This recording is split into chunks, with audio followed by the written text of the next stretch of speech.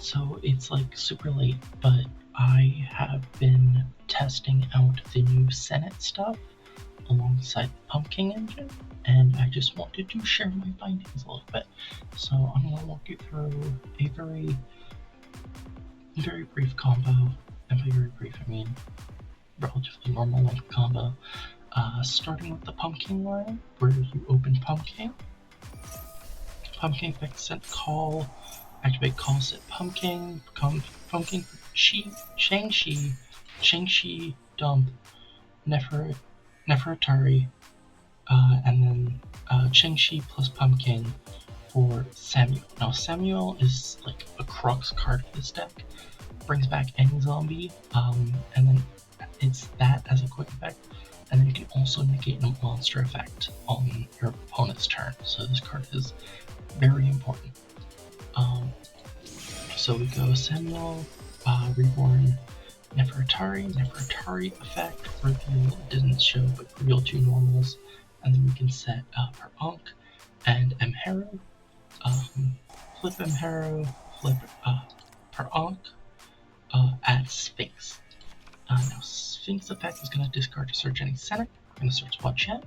On a new chain, we're going to activate what's the card? Perpunk to summon a normal monster or a non-effect from the extra as a normal monster. This is going to trigger Mharu to draw a card, which I have set up so I draw Ash, but hopefully you draw a hand trap, hopefully you draw something good.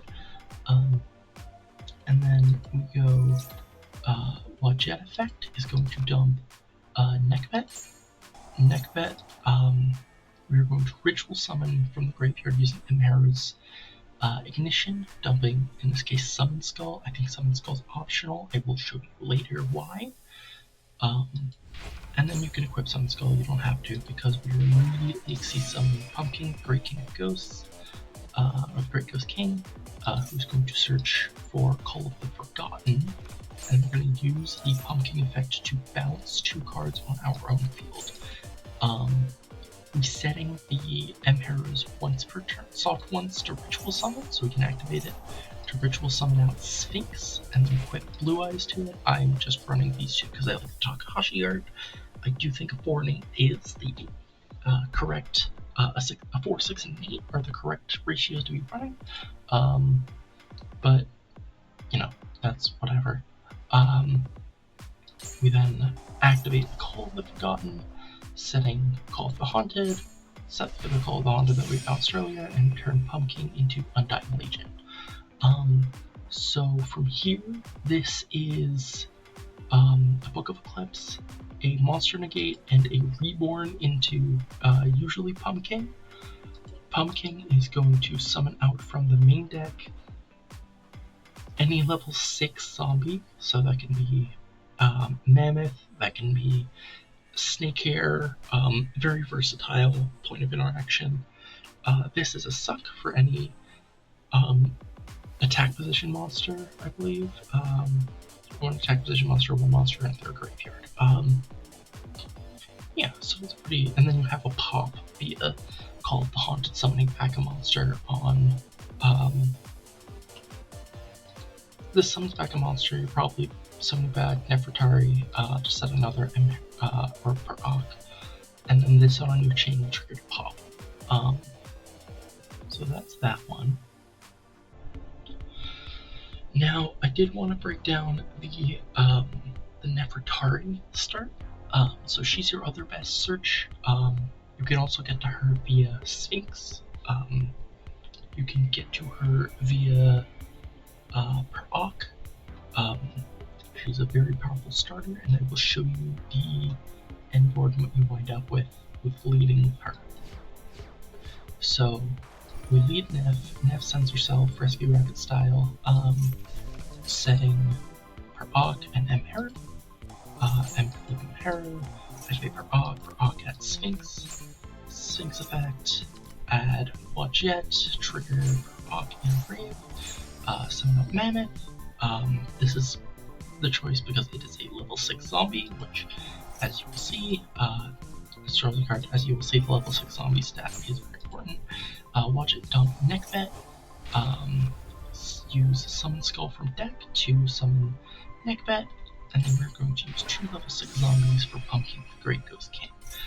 This is going to search Pumpkin, the King of Great Ghosts, which is going to set Call on it, which we will activate to reborn Pumpkin, which will summon Changshi from the deck. Using Changshi, we can dump Amenhotep, the other monster from the Sennet archetype, the other non-ritual monster.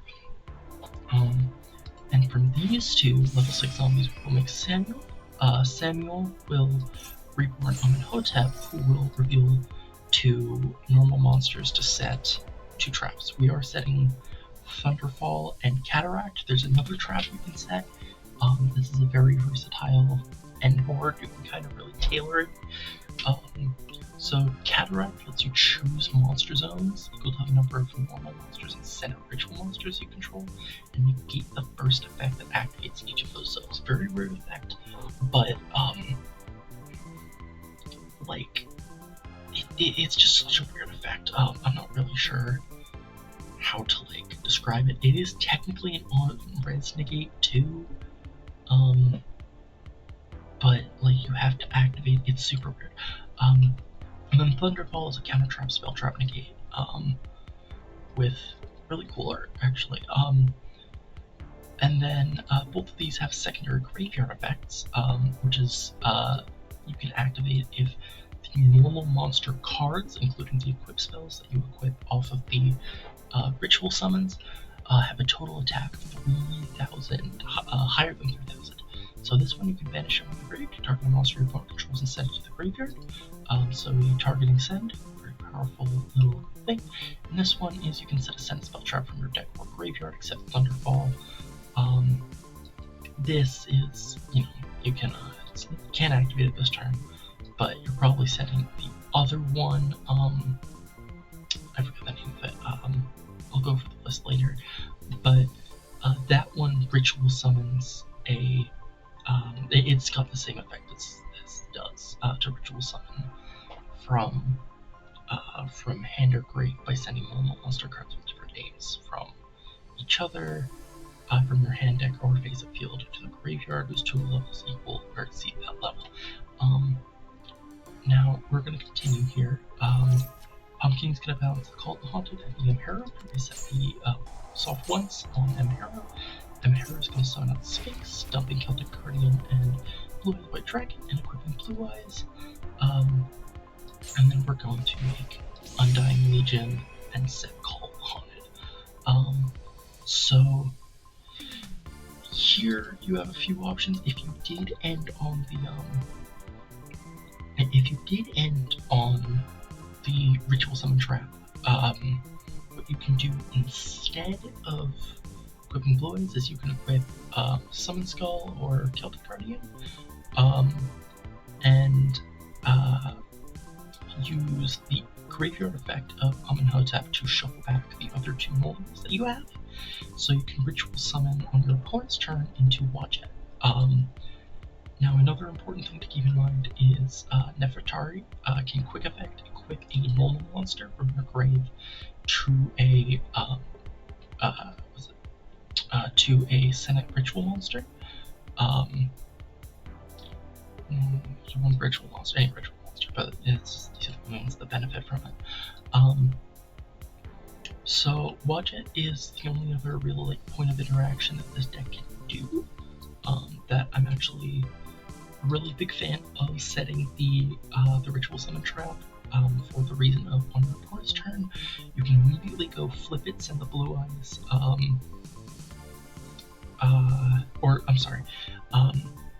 you can send the Blue Eyes from the spell trap zone, which is really cool. But you can flip it, you can dump the monsters from deck, get it out, and equip as part of the same effect. And then you can go quick effect. I'll read you the quick effect. Send up to 3 face-up normal monster cards, usually your equipped ones, to the graveyard, and then target that many cards your opponent controls return to the hand. So this is going to be a bounce 2 most of the time. You might be able to set it up a bounce 3 if you do want to end on Neckbet, but Neckbet is not very good. It just swaps out itself with whatever it's equipped with, which is going to be relevant for the last thing I'm going to show you in a bit. And then you can use Nefertari's effect in the graveyard to equip whatever's left to in the grave to Sphinx, so you still get the Book of Eclipse as well. It's a really interesting little line, and again, you still have the Samuel Monster Negate as well as Reborn Pumpking for another Monster Negate or Pop.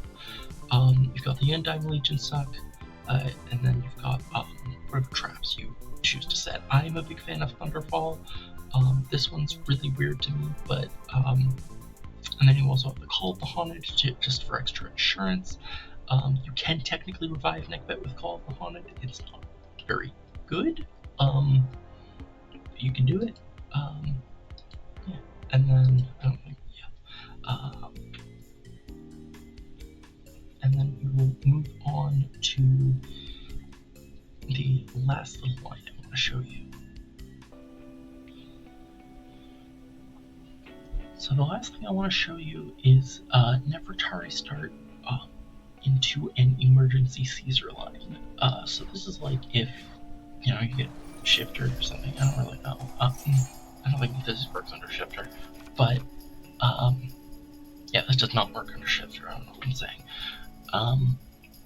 This is like if you get like double charm eat or something and you need to end the turn quick. You can roll Nefertari, same thing that we were doing before, set per Ogg at Amhero, flip Amhero, activate per Ogg at Sphinx, at Wadjet. Now here's where the kind of differentiates. Instead of Mem, if we are at Soul Hunter or something Soul Hunter here, we're still going to draw off Amhero. Now the reason this is relevant is because it is the only level 6 fiend that is a non-effect extra fusion monster, which is going to be relevant for obvious reasons. And then we do what we did before, watch it for Neckbet, Amhero, summon Neckbet, dump Summon Skull, and now the effective Neckbet comes into play. So Neckbet can swap itself with what it's equipped with, and now we have 2 level 6 fiends, overlay for Caesar, overlay for Caesar, and you gotta draw, you got a Caesar. You only summoned from the extra deck twice, so it sucks if you're giving them 4 draws, but Caesar's pretty good. Hopefully pulls a hand trap, or if you got you're summoning only once from the hand and twice from the extra, so it's like, it's a weird little line that you can do if you're in an emergency. Yeah, that's it. I just wanted to share my current findings. That is all. Have a good night.